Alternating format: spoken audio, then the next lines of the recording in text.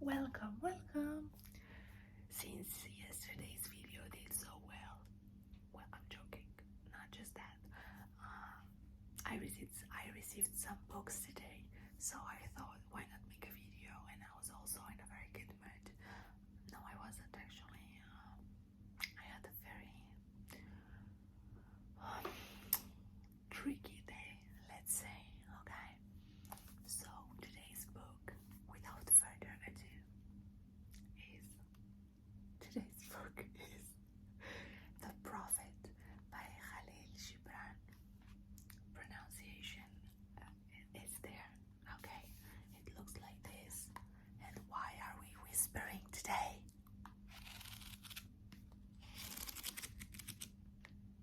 By the way, such a cute dress. Okay, this is not about that though.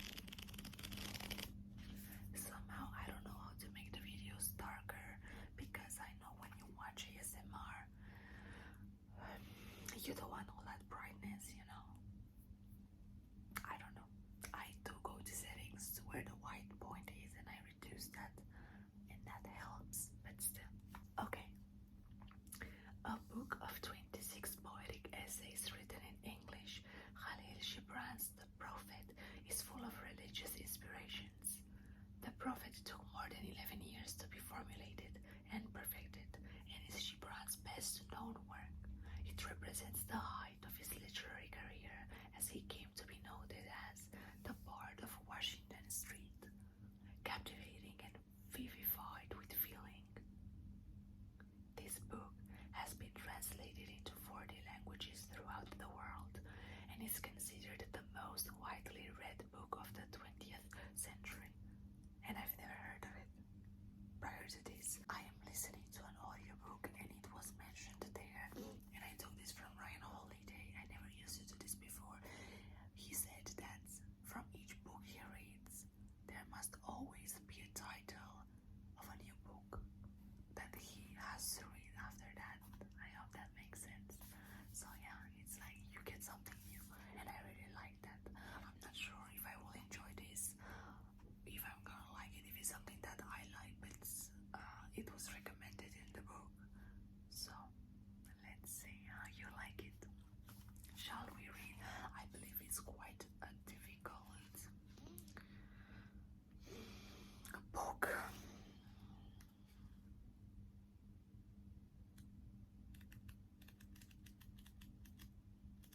I don't know where to start. Should we start at the beginning? Wow. Whispering, it's so hard. How do they do it? Oh my god. The Prophet, who has lived in a foreign city for 12 years, is about to board a ship that will take him home. He is stopped by a group of people whom he teaches the mysteries of life. Kahlil Gibran took more than 11 years to formulate and perfect this book. The Prophet represents the height of Gibran's literary career, as he came to be noted as the Bard of Washington Street. Okay, his other great works include The Secret of the Heart, Tears and Laughter, Jesus, the Son of Man, The Earth Gods, Sand and Poem, and The Forerunners. He passed away in 1931 when he was only poor him, 48 due to liver ailment, and his body was shipped back and cremated in Lebanon. I cannot believe he died so young. Born on January 6, 1883, in the village of Bishari, Lebanon, Kahlil Gibran was 12 when he migrated to America along with his family in 1895 due to poverty. A Lebanese-American artist, poet, and writer, young Kahlil mastered the English language, unlike me, with ease, and also had a taste for the artistic. He studied in Paris and then came back to New York. Kahlil Gibran, from pretty early in his life, started writing in Arabic, but later started to write in English too. Gibran has about 25 books to his credit. Gibran's famous trilogy comprises The Prophet, The Garden of the Prophet, and The Death of the Prophet. The Prophet deals with man's relation with fellow men. This is the one. The Garden of the Prophet explores the relationship between man and nature, while the last delves into man's relationship with God. The three thus teach men the mastery of life. He is chiefly known for his 1923 book, The Prophet, which is estimated to have sold more than 20 million copies in English alone. Wow!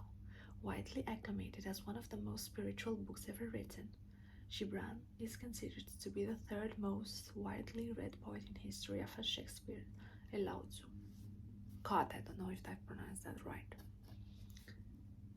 The Prophet, comprising these 26 poetic essays and adorned with his paintings, also there are his paintings, talks about the philosophy of Gibran,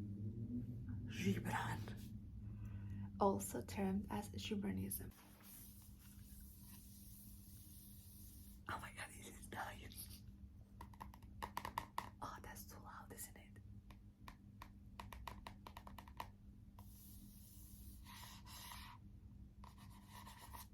Oh. Why do people do this? Oh my god, this is so nice. Okay, that's too much, I don't know. I cannot flutter my fingers, okay?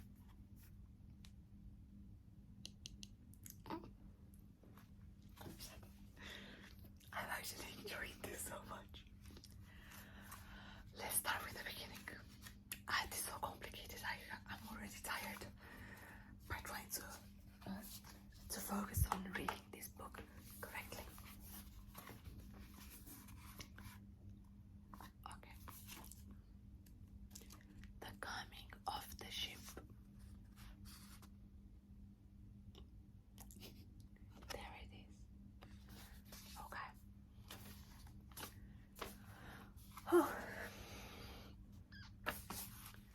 Al-Mustafa, the chosen and the beloved, who was a dawn until his own day, had waited 12 years in the city of Falaise for his ship that was to return and bear him back to the isle of his birth. And in the 12th year, on the 7th day of Elul, the month of reaping, he climbed the hill without the city walls and looked seaward. And he beheld his ship coming with the mist. Then the gates of his heart were flung open, and his joy flew far over the sea. And he closed his eyes and prayed in the silence of his soul. But as he descended the hill, a sadness came upon him, and he thought in his heart, how shall I go in peace and without sorrow? Nay, not without a wound in the spirit shall I leave this city. Long were the days of pain I have spent within its walls, and long were the nights of aloneness. And who can depart from his pain, his aloneness without regret? Too many fragments of the spirit have I scattered in these streets, and too many are the children of my longing that walk naked amongst these hills, and I cannot withdraw from them without a burden and an ache. It is not a garment I cast off this day, but a skin that I tear with my own hands. I am enjoying this. Nor it is a thought I leave behind me, but a heart made sweet with hunger and with thirst. Yet I cannot tarry longer. The sea that calls all things unto her calls me, and I must embark. For this day, though the hours burn in the night, is to freeze and crystallize and be bound in a mold. Fain would I take with me all that is there, but how shall I? A voice cannot carry the tongue and the lips that gave it wings. Along must it seek the ether. And we are switching to a soft spoken because I feel like fainting. And alone and without his nest shall the eagle fly across the sun. Now, when he reached the foot of the hill, he turned again towards the sea, and he saw his ship approaching the harbor, and upon her prow the mariners, the men of his own land. And his soul cried out to them, and he said, Sons of my ancient mother, you riders of the tides, how often have you sailed in my dreams? and how you come in my awakening, which is my deeper dream. Ready am I to go, and my eagerness with sails full set awaits the wind. Only another breath will I breathe in this still air, only another loving look cast backward, and then I shall stand among you, a seafarer among seafarers, and you, vast sea, sleepless mother, who alone are peace and freedom to the river and the stream. Only another winding wheel this stream make, only another murmur in this glade, and then I shall come to you, a boundless drop to a boundless ocean. And as he walked, he saw from afar men and women leaving their fields and their vineyards and hastening towards the city gates. And he heard their voices calling his name and shouting from field to field, telling one another of the coming of his ship. And he said to himself, shall the day of parting be the day of gathering? And shall it be said that my eve was in truth my dawn? And that shall I give unto him who has left his plough in mean furrow, or to him who has stopped the wheel of his winepress? Shall my heart become a tree heavy laden with fruit, that I may gather and give unto them? And shall my desires flow like a fountain, that I may fill their cups? Am I a harp that the hand of the mighty may touch me, or a flute that his breath may pass through me? A seeker of silences I am, and what treasure have I found in silences that I may dispense with confidence? If this is my day of harvest, in what fields have I sowed the seed, and in what unremembered seasons? If this indeed be the hour in which I lift up my lantern, it is not my flame that shall burn therein. Empty and dark shall I raise my lantern, and the guardian of the night shall fill it with oil, and he shall light it also. These things he said in words, but much in his heart remained unsaid, for he himself could not speak his deeper secret. And when he entered into the city, all the people came to meet him, and they were crying out to him as with one voice. And the elders of the city stood forth and said, go not yet away from us. A noontide have you been in our twilight, and your youth has given us dreams to dream. No stranger are you among us, nor a guest, but our son and our dearly beloved. Suffer not yet our eyes to hunger for your face. And the priests and the princesses said unto him, let not the waves of the sea separate us now, and the years you have spent in our midst become a memory. You have walked among us a spirit, and your shadow has been a light upon our faces. Much have we loved you, but speechless was our love, and with veils has it been veiled. Yet now it cries out loud unto you, and would stand revealed before you. And ever has it been that love knows not its own depth until the hour of separation. And others came along and entreated him. Google this one. But he answered them not. He only bent his head, and those who stood near saw his tears falling upon his breast. And he and the people proceeded towards the great square before the temple. And there came out of the sanctuary a woman whose name was Almitra, and she was a seeress. And he looked upon her with exceeding tenderness, for it was she who had first sought and believed in him when he had been but a day in the city. And she held him, saying, Prophet of God, in quest of the uttermost, long have you searched distances for your ship, and now your ship has come, and you must needs go. Deep is our longing for the land of your memories, and the dwelling place of your greater desires. And our love would not bind you, nor our needs hold you. Yet this we ask, ere you leave us. I'm confused. Yet this we ask, ere you leave us, that you speak to us and give us your truth, and we will give it unto our children, and they unto their children, and it shall not perish. In your aloneness you have watched with our days, and in your wakefulness you have listened to the weeping and the laughter of our sleep. Now, therefore, disclose us to ourselves, and tell us all that has been shown you of that which is between birth and death. And he answered, People of Orphalis, of what can I speak save of that which is even now moving within your souls? Very interesting. I do have to analyze this because this is very philosophical, and Kahlil was actually a philosopher more than a poet, I believe. Where's my... let's check this. And yeah, he's a Lebanese American philosopher. Let's see. Dun dun dun dun.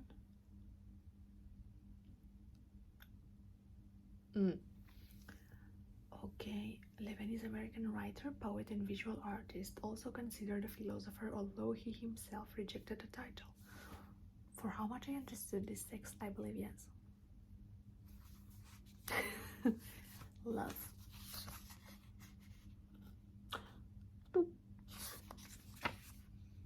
Wait, did he did this? Because if he was a visual artist... Oh, this is very long. Oh wait, this is like a little story. Let's read the time. Oh, there's one on friendship. There's one on time. Let's read. Oh, I like this one. Self-knowledge. And the man said, Speak to us of self-knowledge. And he answered, saying, Your hearts know in silence the secrets of the days and the nights, but your ears thirst for the sound of your heart's knowledge. You would know in words that which you have always known in thought. You would touch with your fingers the naked body of your dreams, and it is well you should. The hidden wellspring of your soul must needs rise and run murmuring to the sea, and the treasure of your infinite depths will be revealed to your eyes. But let there be no scales to weight your unknown treasure, and seek not the depths of your knowledge with staff or sounding line, for self is a sea boundless and measureless. Say not, I have found the truth, but rather, I have found a truth. Say not, I have found the path of the soul. Say rather, I have met the soul walking upon my path. For the soul walks upon all paths. The soul walks not upon a line, neither does it grow like a reed. The soul unfolds itself like a lotus of countless petals. This is really beautiful. I like this. Okay, let's read the time. And an astronomer said, Master, what of time? And he answered, You would measure time, the measureless, and the immeasurable. You would adjust your conduct and even direct the course of your spirit according to hours and seasons. Of time, you would make a stream upon whose bank you would sit and watch its flowing. Yet the timeless in you is aware of life's timelessness, and knows that yesterday is but today's memory, and tomorrow is today's dream. And that which sings and contemplates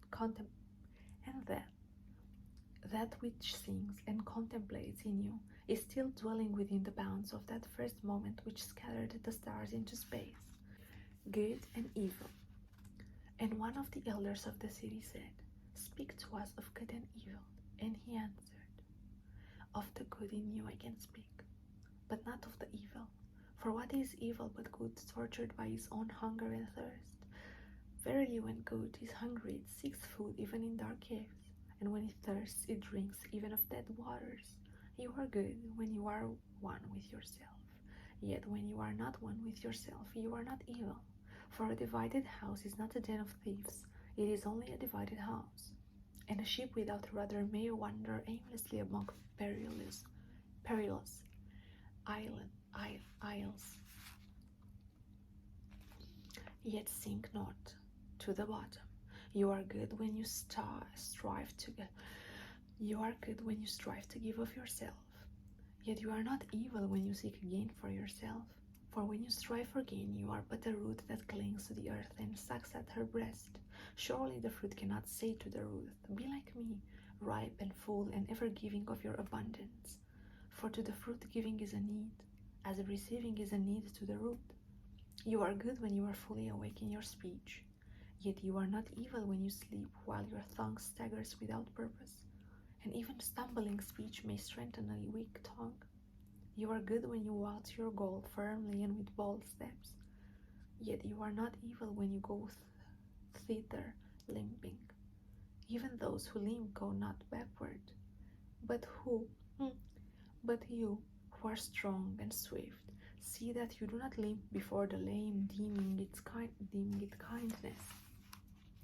You are good in countless ways, and you are not evil when you are not good. You are only loitering and sluggard. Pity that the stags cannot teach swiftness to the turtles. In your longing for your giant self lies your goodness, and that longing is in all of you. But in some of you that longing is a torrent rushing with might to the sea, carrying the secrets of the hillsides and the songs of the forest. Who among you does not feel that his power to love is boundless? And yet who does not feel that very love, though boundless, encompassed within the center of his being, and moving not from love thought to love thought, nor from love deeds to other love deeds, and is not time even as love is, undivided and paceless?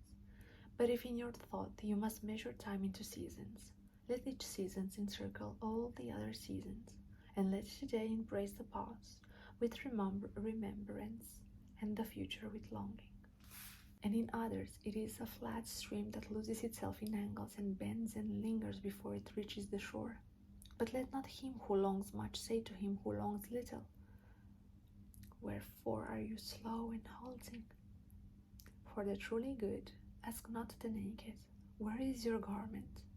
Nor the houseless, what has befallen your house? This was very nice.